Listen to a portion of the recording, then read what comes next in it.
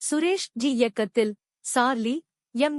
பாஸ்கர், ஜார்ஜ் மெரியன், சூசன் மற்றும் மிக முக்கியமாக குழந்தை நட்சத்திரமான மோனிகா, சக்தி ரித்விக் ஆகியோர் நடித்துள்ள இந்த படம் எறும்பு என அழைக்கப்படும் இந்த படத்தின் கதை ஒரு தங்கையும் சகோதரனும் பெற்றோருடன் வளர்வதுதான். தாயில்லாத பிள்ளைகள் மற்றும் அவர்களது குடும்பம் மிகவும் ஏழ்மையானது.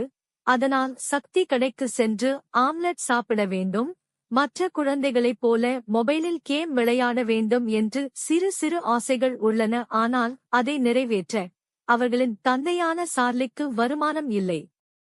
கிராமத்தில் நிலத்தை விற்று சம்பாதித்து வருகிறார் எம். பாஸ்கர். நம்ம சார்லி நிலத்துக்காக இவரிடம் கடன் வாங்கியுள்ளார்.